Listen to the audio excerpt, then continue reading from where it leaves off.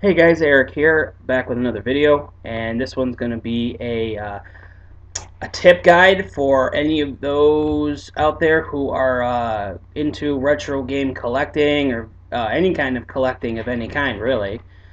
Um, Over the past year or so, I've had to dwindle my collection down, but I'm really looking forward to restarting it up very, very soon. I found some stuff here and there. I'm going to save that for a later video, but I've had a lot of people, especially in the central New York area, there who I've met through work or through mutual friends who are really getting into the collecting, and they'll have they'll ask and we'll talk about some of our own tips, and I just felt like sharing a couple of those, a couple of my tips. Excuse me, I'm really lost for words. I'm just like jumping all over myself.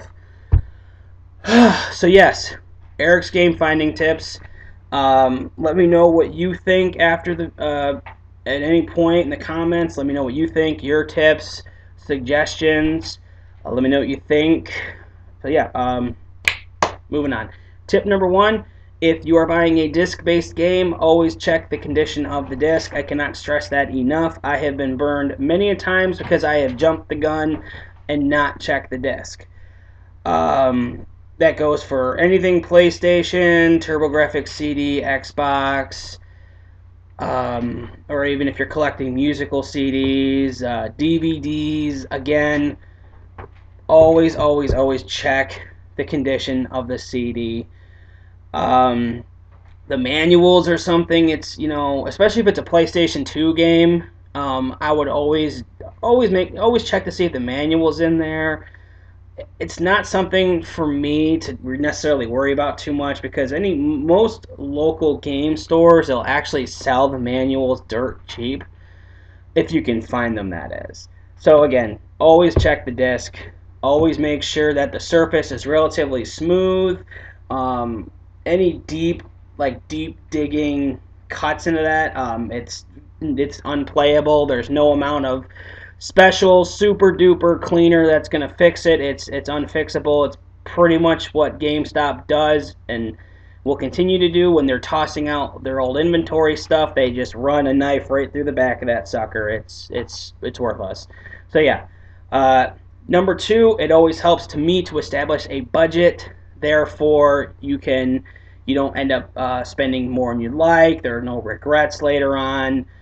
Um, if you're going to dedicate a day or a weekend or even a week, it helps to really establish a budget. So that way you're not spending too much. You're not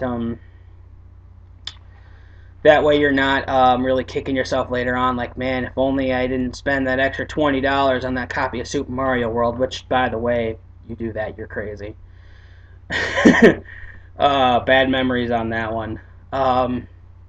Yeah, it helps to me in almost like a weird, almost like a frugal way. It's almost a little more enjoyable that way.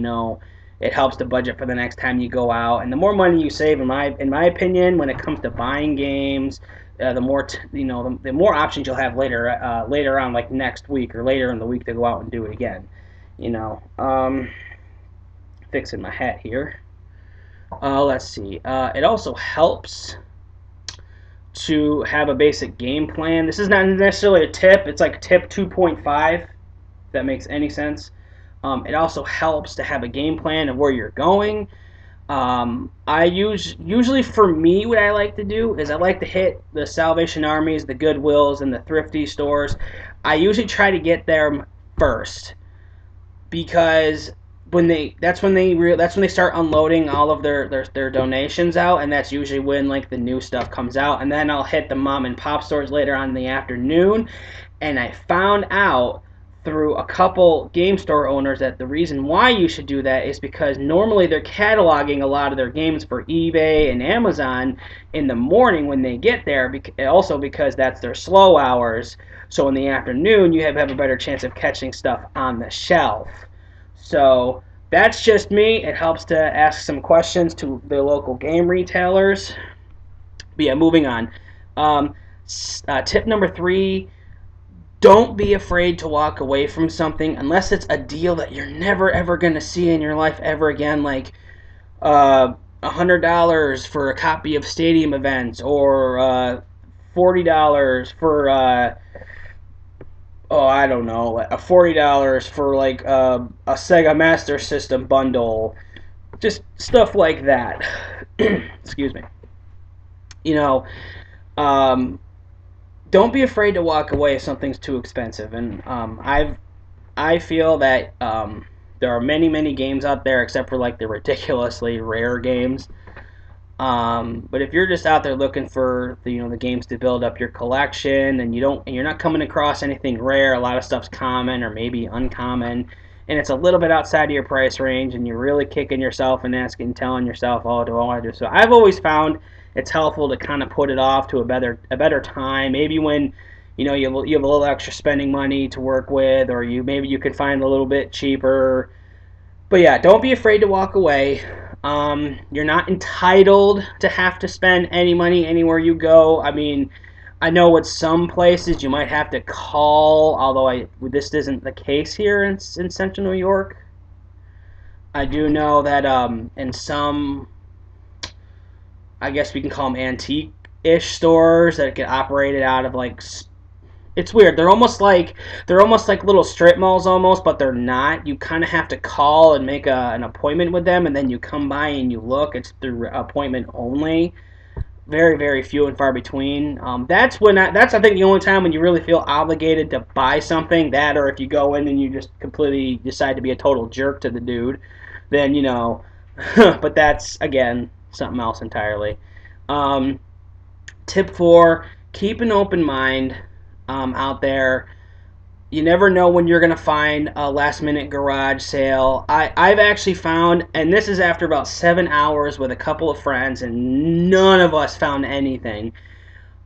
After 7 hours, we're packing it in, and we're like, do we want to just hit some back roads and see what we can find? We found nothing until the last back road on the way back. We found, it looked like a produce stand. It literally looked like literally looked like a kid made a lemonade stand, set it up at the edge of the driveway, but they had games there, and we get up there and they're actually good games.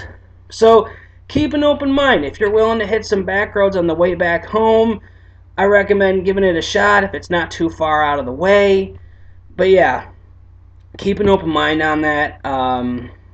And the same can be said for anything else other than just games. In this whole video, it could be other than just games. If you like collecting toys. For me personally, I have really been on the hunt for Power Ranger stuff. I grew up with Power Rangers. I love Power Rangers. Very seldom will I ever really complain about anything Power Rangers, except for like maybe I'll have a debate on which Morpher is better than the other, but that's for another video, I guess. But the whole point of collecting, no matter what it is, video games, toys, movies, antiques, records, anything, the whole point really is to build up your collection. But I really think that if we're not enjoying ourselves while we're doing this, then we're missing one of the most quintessential parts of this. It's supposed to be fun. It's supposed to be enjoyable. It also, it can bring people together, especially if you're a husband-wife couple loves playing games together, or if you go collect movies so you and your family can get together and have that movie night or that board game night. It's supposed to have fun. You're supposed to have fun doing it. And that's what I really enjoy with this. I love being out there with my wife looking for games. I love being out there with friends and looking for games. I love having a good time doing this, and I hope everyone else does too. But yeah, that's just a video of a few tips that I go by when I go out looking for this kind of stuff. Again, let me know what you think. Let me know if you got some tips. Thank you guys for watching so much. Thank you for supporting everything that I am doing. You guys take care, and I will see you all next video.